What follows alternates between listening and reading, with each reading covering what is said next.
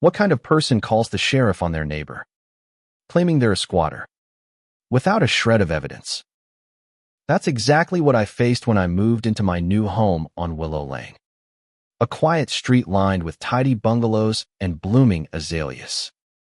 My name is Lena Harper, and I'd saved for years to buy this house. A modest two-bedroom with a sagging porch I planned to fix up. It was my fresh start after a divorce that left me with nothing but a beat-up sedan and a dream of stability. I'd barely unpacked my first box when Karen Whitaker, the self-appointed queen of the Homeowners Association, stormed onto my property, her shadow looming large across my lawn. She was a heavy-set woman with a voice that could shatter glass. Her eyes narrowed like she'd already decided I didn't belong. "You're not supposed to be here," she barked, jabbing a manicured finger at my front door. This house was empty for months. "You're squatting, and I'm calling the sheriff." I stood there, stunned, my hands still dusty from moving boxes, wondering how my new beginning had already turned into a nightmare. Karen didn't wait for an explanation. She spun on her heels, her floral dress swishing with purpose, and marched back to her pristine house across the street. I could hear her on the phone before she even reached her porch, her voice carrying through the neighborhood like a siren. I tried to shake it off, telling myself she was just a busybody with too much time on her hands. I had the deed, the mortgage papers, everything to prove this house was mine. But as I hauled another box inside, doubt crept in. What if she convinced someone I was lying? What if this dream I'd fought so hard for slipped away because of her? I set the box down and sank onto the couch, my heart racing. This wasn't just about a house, it was about my right to exist here, to build a life. I'd faced enough battles in my marriage to know I wasn't going to let Karen bulldoze me without a fight. By noon, a sheriff's cruiser pulled up, its lights flashing lazily in the summer heat. My stomach twisted as I stepped outside, clutching my paperwork like a shield. Sheriff Daniels, a man with a weathered face and steady eyes, approached with Karen trailing behind, her chin high, radiating triumph. "Ma'am, we got a call about a possible squatter," he said, his tone neutral but firm. Karen didn't let me get a word in. "She's been sneaking around this house for days. Sheriff, nobody's lived here since old Mrs. Carter passed. I know a trespasser when I see one." Her words stung, painting me as some kind of criminal when all I'd done was sign my name on a dotted line. I handed the sheriff my documents deed. Title, mortgage agreement, me hands trembling but my voice steady. "This is my home. I bought it fair and square." Daniel skimmed the papers, his brow furrowing as Karen huffed beside him, insisting I'd forged them. The neighbors started peeking out, curtains twitching, phones raised to capture the drama. I felt exposed, like my life was being dissected for the whole street to see. Then came the twist I hadn't expected. As the sheriff flipped through my documents, a neighbor, Mrs. Ellis, shuffled over from next door.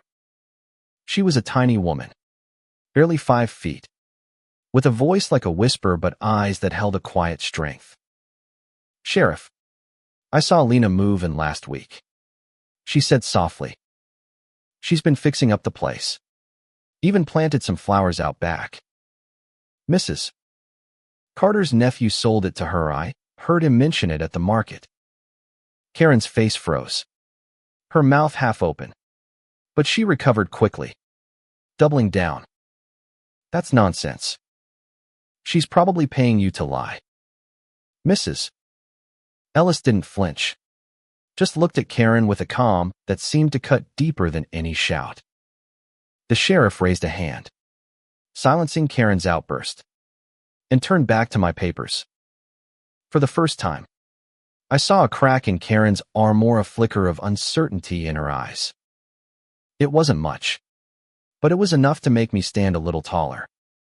The sheriff's radio crackled, and he stepped aside to take a call, leaving me with Karen's glare boring into me. "You think you can just waltz in here and take over?" she hissed, low enough that only I could hear.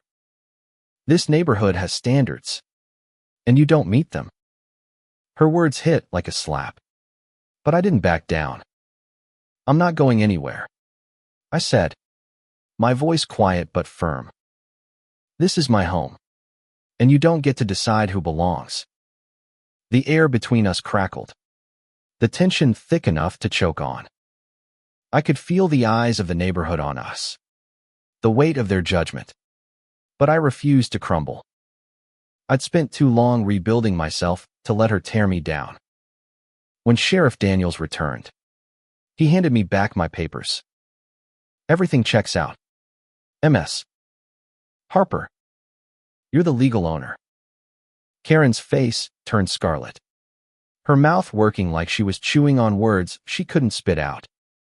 But this wasn't overnight yet. Karen didn't slink away quietly. She planted herself on my lawn, arms crossed, and declared she'd take this to the HOA board. "You'll regret crossing me," she spat, her voice loud enough to draw more neighbors out. The sheriff, sensing the escalation, stayed put, his presence a silent warning. I wanted to scream, to tell her to leave me alone, but I held my ground, clutching the deed like a lifeline. The neighborhood felt like a stage, and I was the unwilling star of Karen's drama. But something shifted inside me. I wasn't just defending my house anymore, I was defending my right to be seen, to be heard, to exist without apology.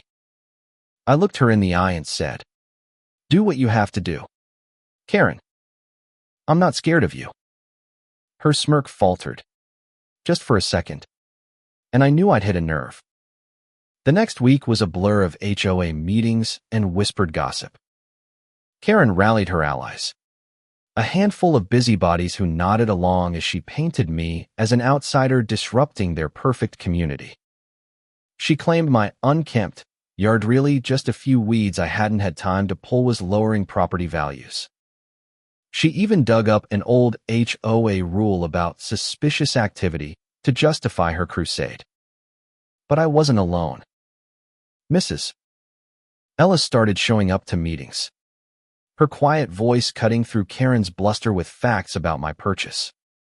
Other neighbors, tired of Karen's reign, began speaking up too. One, a young dad named Tom, admitted he'd been bullied by her for years over his kids' bikes cluttering the driveway. The tide was turning, but Karen wasn't done.